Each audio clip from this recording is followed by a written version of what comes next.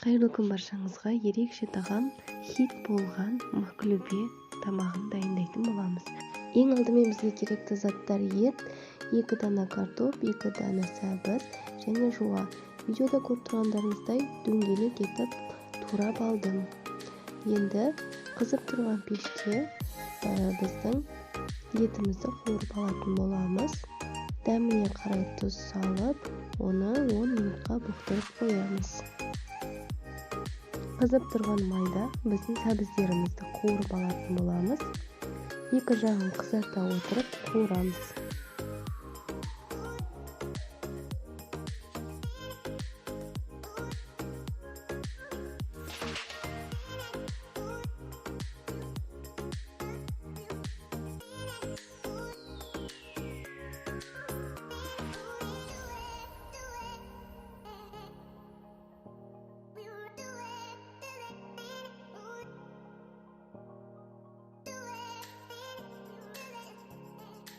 Дәл осылай картоптарды да қуырып алатын боламыз. Одан кейін біздің күрішімізді тазалап, жақсылап жуып, оны табада қуырамыз.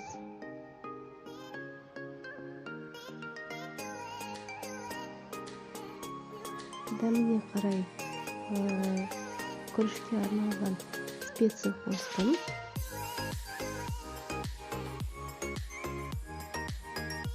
Енді біздің алдын ала дайындап қойған таза ыдысымызға майымызды құйып, жуамызды саламыз.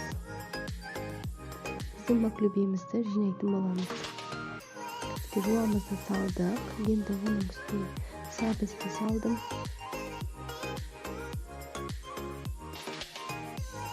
Одан кейін картопты салып, салып шықтым.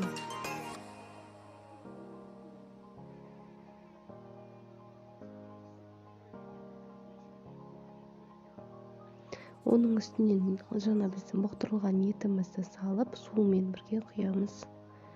Енді оның үстінен қасықпен қатты басып, тегістейтін боламыз. Оның үстінен біздің қуырылған күрішімізді саламыз. Енді қайнаған суды біздің күрішімізден 1 сантиметр асырып құятын боламыз. Мінекей, біздің күрішімізді пісіреміз.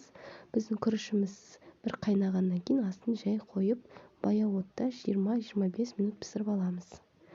Енді біздің маклюбеге салат дайындайтын боламыз.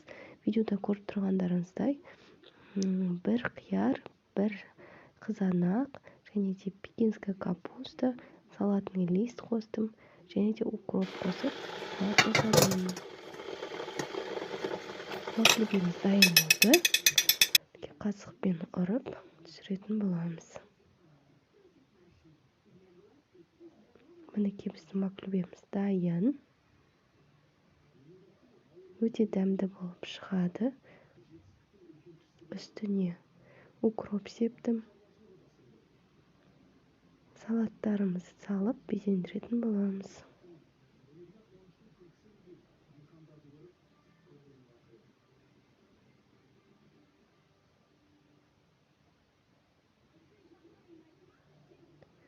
Біздің айранымызды құйып шығамыз. Осымен біздің маклюбеміз дайын. Барлықтарыңызға ас болсын, жасап көрсеңіздер болады. Және де видеоны көргендеріңізге көп рахмет. Менің каналыма тіркеліп, лайк басып, комментарий жазуды ұмытпаңыздар.